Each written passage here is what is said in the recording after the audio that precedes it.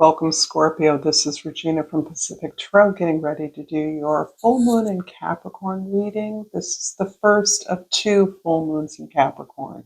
The first was on June 21st, and the second will be on July 21st. They both represent the frame of a portal that is allowing us to honor the sun's movement through Cancer by checking in with our feelings, our experiences, our bodies in terms of the lessons we've learned over Pluto's long passage through Capricorn and the changes we're anxious, excited about making, we're anticipating, that we're planning to implement, that are in greater alignment with our desires and the vision we hold of a better world. So, this is a general reading. It will not resonate with everyone. If you're interested in a personal reading, the information for that is in the description box below.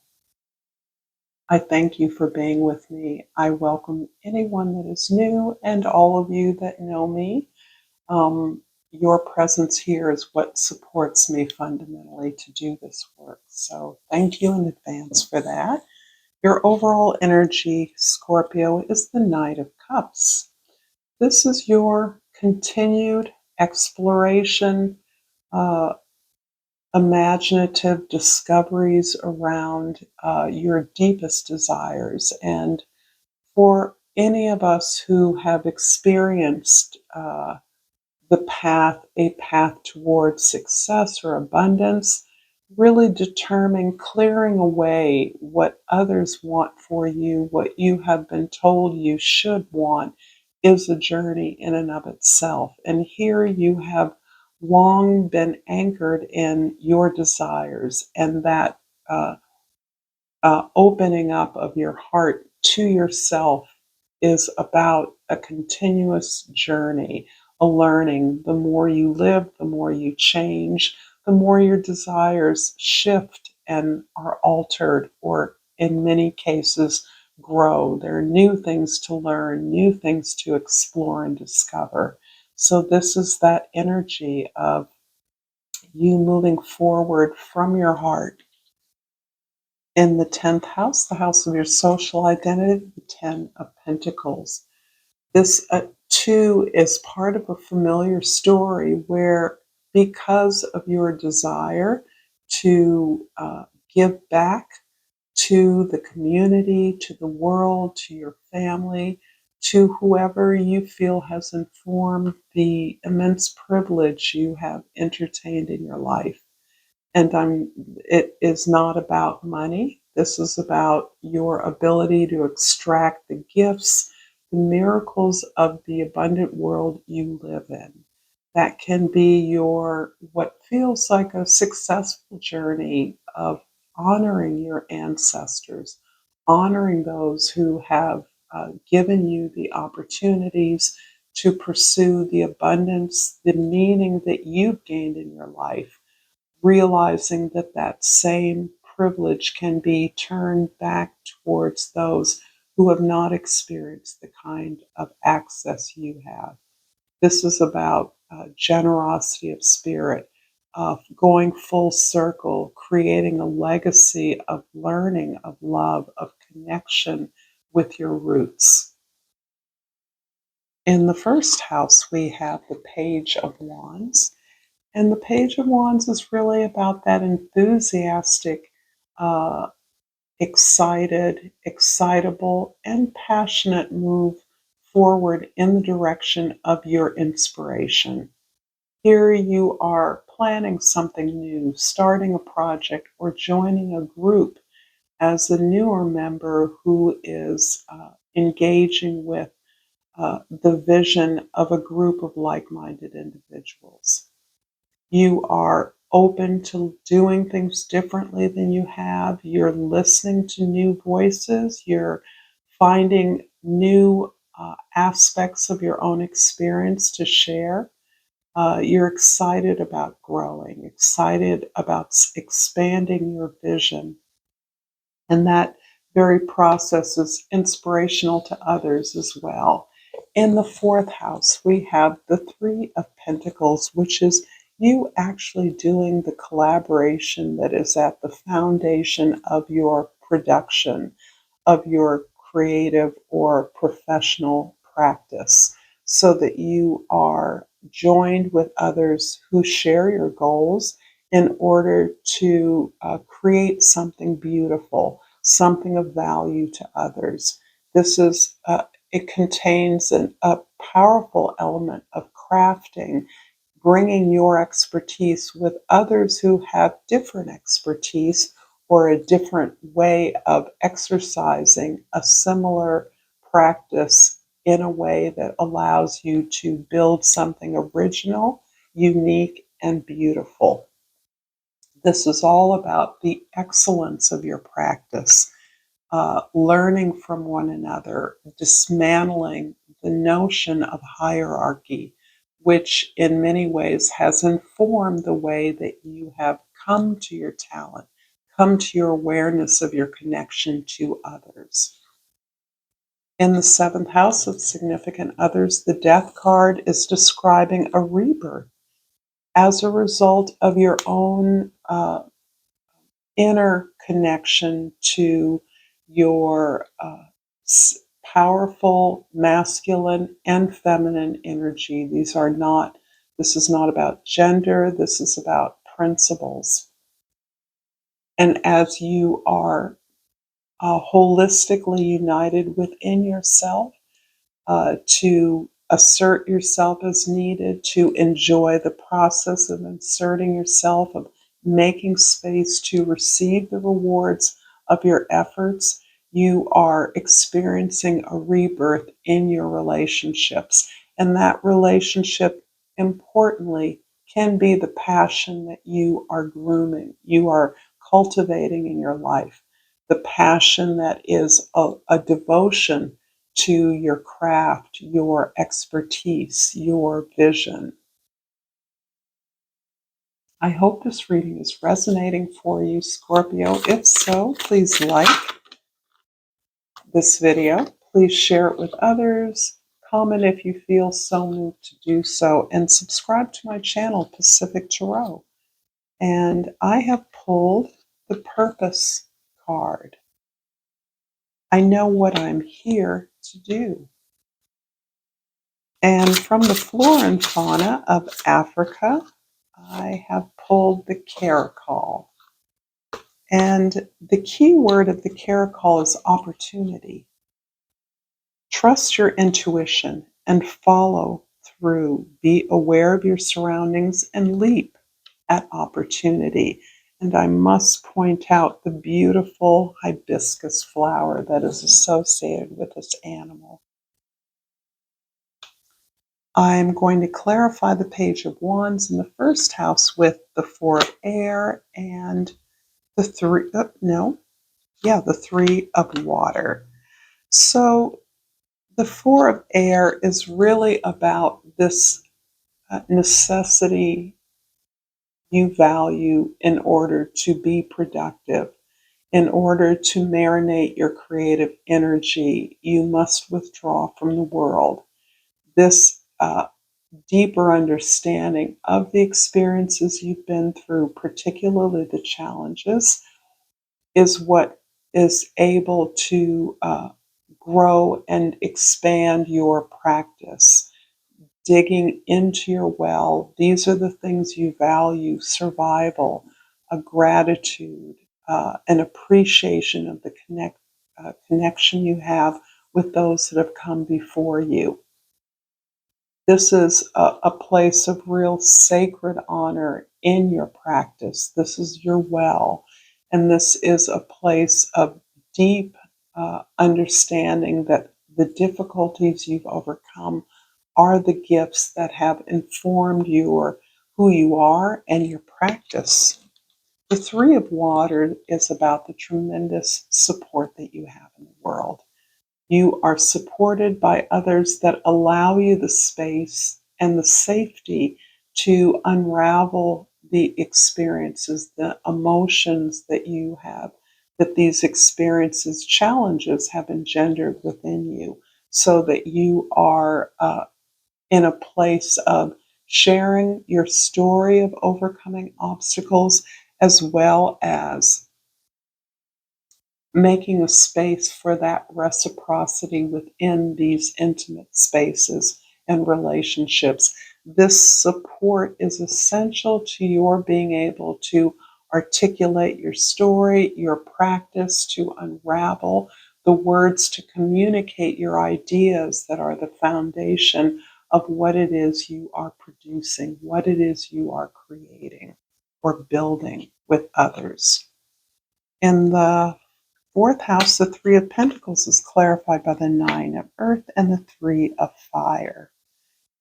Here you are standing in a really unique position with regards to your creative products, the things you make, the things you create, the things you build. You are independent. You are really resting on the cultivation of your own garden. The continuous cultivation of that garden has garnered you enough reward, enough excess that you freely invest that into the dreams, the activities of others of like mind. But this card very much is often associated with being a bachelor, and it is not intended so. I think it is misunderstood in a culture that values a superficial view of marriage, of conventional partnership intended to produce 2.2 children and live in a house. That kind of superficial example of successful relationship is based on a kind of codependence that you are free of. And this independence of spirit, of pursuit of your dreams is, in my view, the basis for strong partnerships that are reflected in your friendships, among your lovers, among your children, as providing an example of a holistic well being, a completion and independence, being able to stand on your own 2 feet, so that when you come in relationship or connection with others, it is by agreement that you are pursuing something together. The Three of Fire in the sixth house is about the way that you are building this business, this project, this team effort. There are the beginning explorations of network, of connections, of ideas, of models that you are researching and exploring, reaching out to others, seeking information and connection that you are in some ways waiting to hear back on. This may be the nature of the collaborative process. It's also the nature of the way ideas grow, the way things are built in the world. So there's a natural progression that is activated by your will, your desire to create this team. The seventh house, the death card, is clarified by the six of earth in the eighth house and the eight of air in the ninth house. All of your relationships are about an exchange of energy, and you understand that this relates not just to love, but to money and resources as well. You are balancing out the natural caretaker within you to make more space to receive love. You are so busy with cultivating and constructing your own practice, your own garden, of enjoying your own resources, utilizing them in a way that maximizes opportunities for you, that you have a tendency to take care of others as well, who may be not as experienced in disregard as you. But you're now aware that by doing so for others can rob them of the pleasures of their own independence.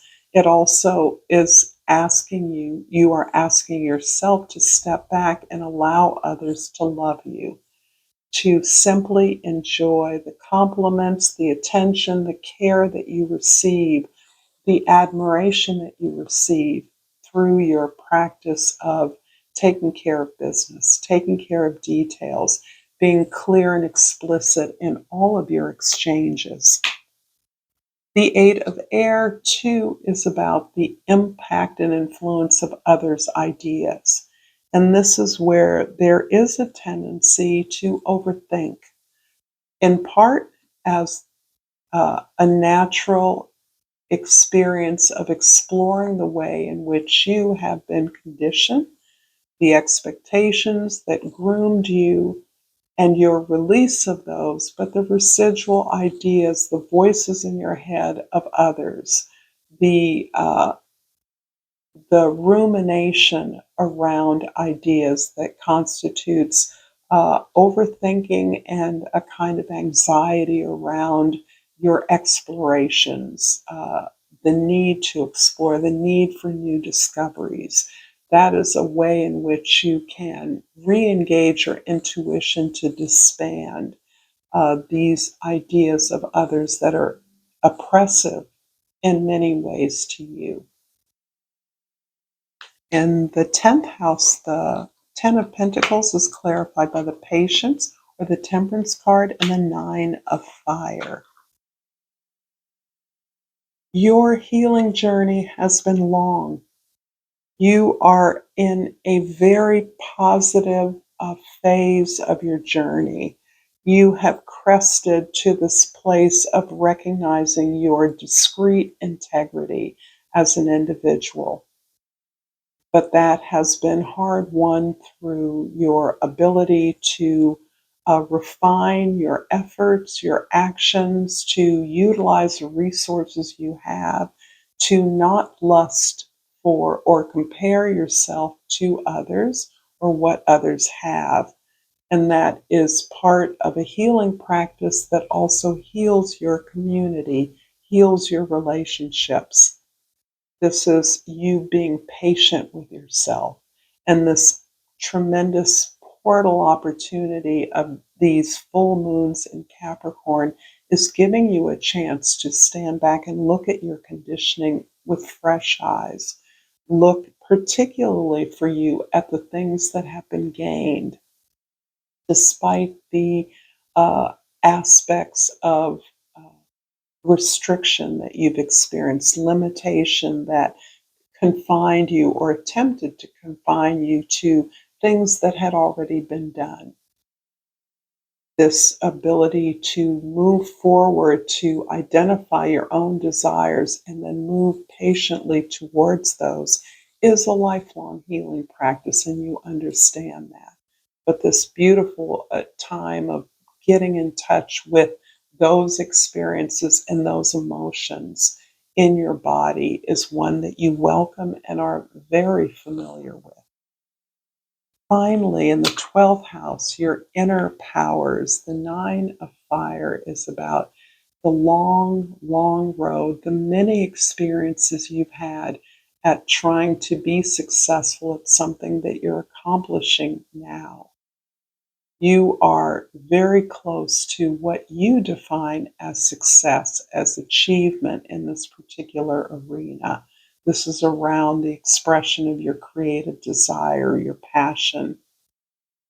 And you have been absolutely damaged, dinged, have failed, have uh, been unsuccessful in many ways, but you have never given up. And you are now being rewarded by that through your determination. You have decided that this is for you and that you are a success at this. You've already reached that level of success, but you know that the success you thirst for is near at hand. I'm going to finish up this reading, Scorpio, with a yogic path oracle. and hope that you've enjoyed this reading. Hope that it's been clear. Uh, and always enjoy reading your thoughts. I pulled Shiva.